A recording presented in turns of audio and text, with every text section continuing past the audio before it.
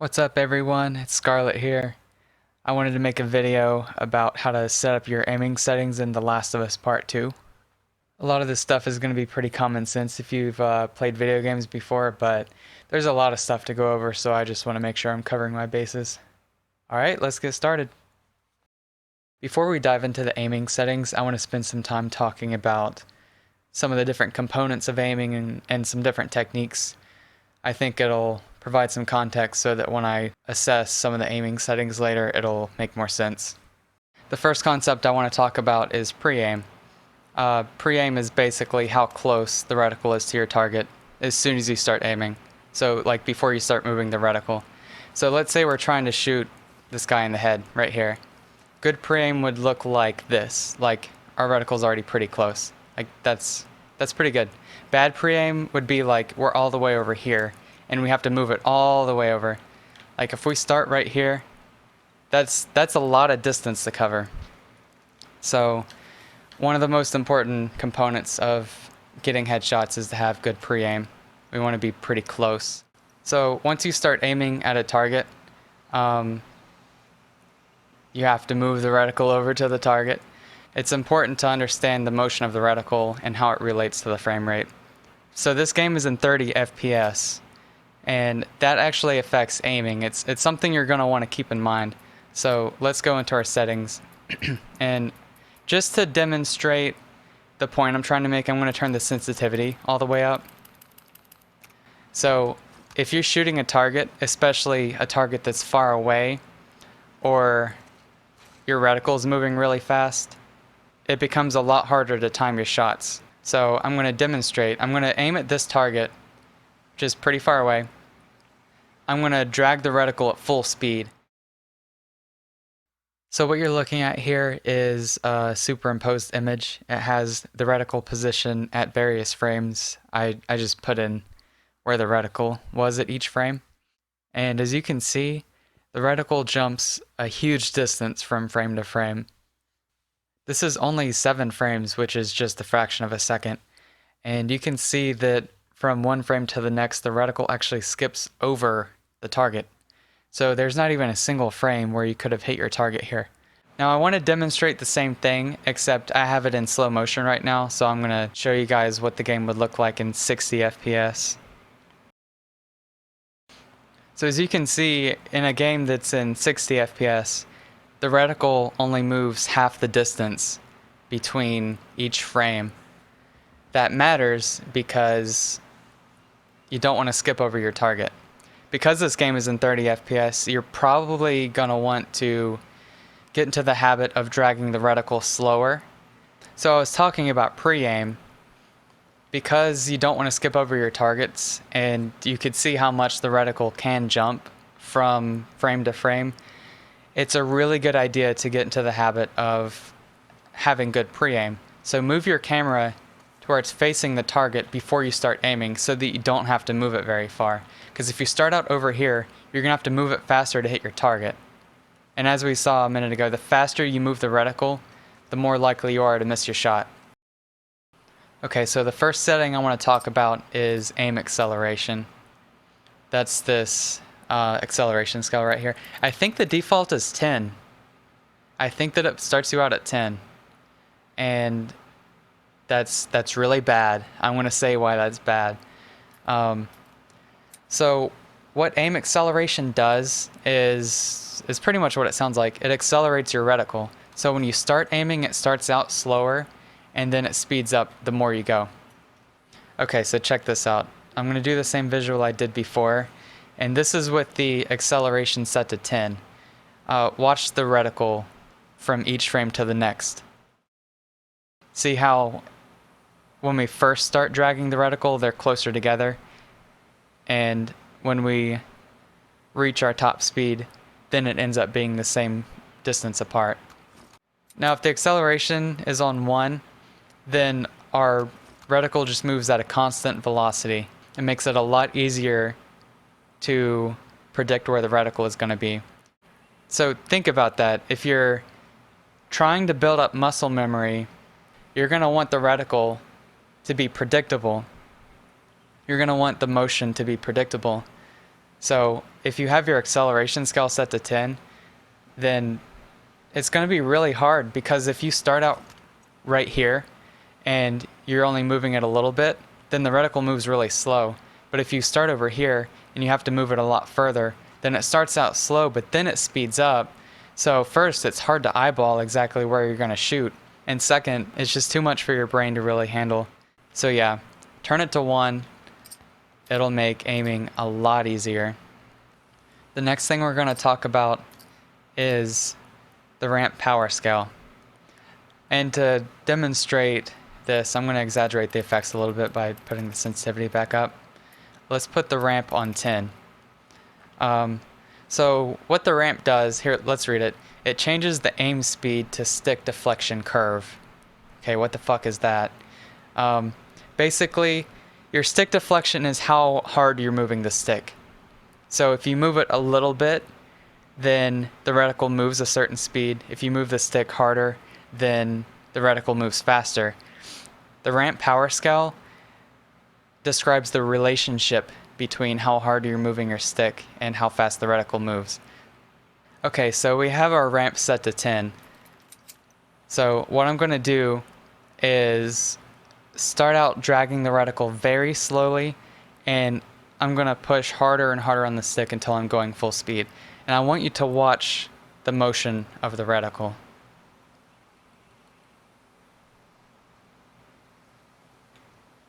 Okay, so you can see it just jumped a lot. Those jumps in speed were very gradual changes on the stick. Like that jump, that was a big jump. I was going from pushing the stick like 40% to 45% there. So the ramp describes how much it speeds up as you push the stick harder. Let's set it to 1. So we have a ramp set to 1. We're going to do the same test. We're going to start pushing it really slowly and push it until we have like a full, we're pushing it all the way to the left. So you can see it started out faster. The minimum speed is this, and then it speeds up. It's pretty gradual. So it's a lot more gradual of a curve when it's set to 1. Let's put it back up to 10. The slowest it moves is this. That's incredibly slow. That is incredibly slow. And then it keeps going, but then it just starts going crazy fast. So what settings should we have for the ramp? It's actually more of a personal preference kind of thing. I prefer it to be at 3.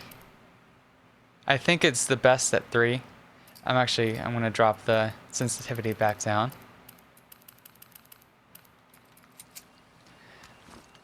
Whoops. Because let's say we're shooting a target from really far away.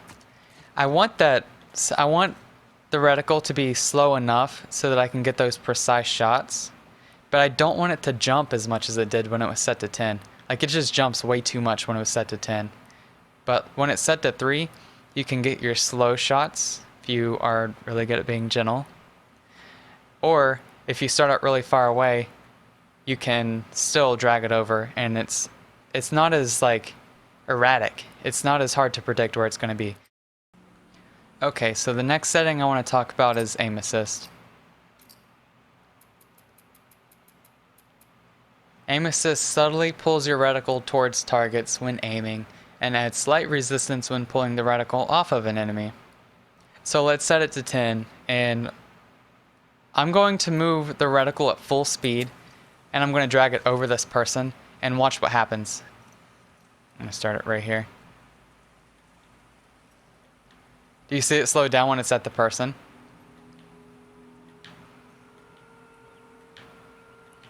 So that's interesting, right? So what does this mean? If you are bad at timing your shots, you might actually want to have this on, because it gives you a lot more room. But the issue is that it slows down once it gets close, and it can make you have to like readjust last second, and it can mess up your flow. So if you don't want to get good at your shots and you don't want to learn proper timing, then it might be good to leave your aim assist on. But it will be hard to build consistency that way. So yeah, having your aim assist all the way up does give you a wider window to get your shots, but it can drag the reticle around in ways that you don't tell it to. And anytime when you're trying to line up a shot and the reticle moves without you telling it to, it's gonna throw you off.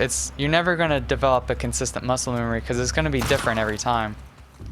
So if you want to build consistency and get a lot better at shooting, you should definitely turn the aim assist down. So after we get our settings lined up, we have our ramp and acceleration where we like them, and we have aim assist hopefully off. Then we can look at sensitivity. I think it makes the most sense to go to sensitivity after getting this other stuff set up. If you had your acceleration set to 10 and you drop it all the way to 1, then your reticle is going to start moving faster than you're used to. So you might want to drop your sensitivity down a click to balance that out. Because the game is at 30 FPS, it's going to be hard to get shots where the reticle is moving really fast. So you should probably either have your sensitivity down or get really good at being gradual with the stick. Because if you're moving it really fast, it's going to be really hard to time your shots. Like that's going to be really hard. You don't want to do that. Now the thing about having a low sensitivity is the lower your sensitivity is, the longer it takes to drag your reticle to your target. So if your sensitivity is all the way down to 1, and let's say you're trying to shoot this guy, if your pre-aim is bad and you're all the way over here, then it's going to take too long to move the reticle over if you're being careful. So if you flick it really hard, then having a sensitivity of 1 is okay. But if you have that finesse and you trust your ability to be gentle on your stick, then you can keep it higher. Like it's on 8 now. I'm barely moving it. But then you can do this. Then you can move it really fast to get from one target to the next target. But I find it too hard to control. I like it at 3. Totally personal preference though. Another thing we can talk about is your reticle type. I've had it on the simple, which is the dot reticle for this whole tutorial, just to make the visual a little bit easier. But I prefer it on the default. I like the circle. A lot of people don't like the circle. A lot of people do. The reason I like the circle is just because it's easier to see. It's easier to see what you're aiming at. People don't like the circle because it feels less precise. Like if part of the circle is overlapping, but it doesn't hit your target, then people feel like they've been cheated. But see, like that looked like it was supposed to be a headshot, right? But you just have to aim with the center of the circle.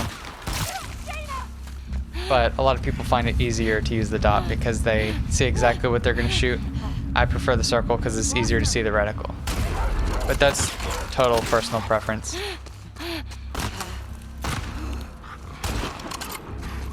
But the biggest case I can make in favor of the default reticle is for the bow. Having sights on the bow is so nice.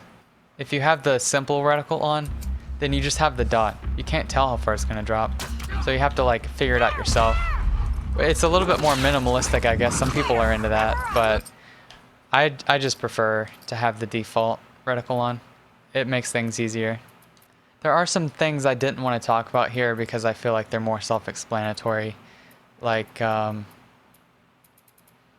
aiming invert, the X and Y invert. That just flips your left to right and your up to down. That's personal preference. There's a motion sensor aiming thing which uses the gyroscope in your controller. I've never really used it, but some people enjoy it. You can give it a try if you want to, but you know, that's up to you. You can explore that. And lock on is something I didn't talk about, but again, I think it's pretty self-explanatory. It just locks onto targets. If you want to get better at aiming, then definitely turn lock on off. Lock off. Because it makes it too easy. It makes shooting targets too easy. If you want to develop muscle memory, then keep it off. Well, I hope you guys found this tutorial useful. I know I got a little carried away. I've been editing this for so many hours. So I hope it turned out good. Let me know if you have any questions, and as always, feel free to hang out with me on Twitch. I love hanging out with you guys. Come watch me do some speedruns. And yeah, I'll see you guys later.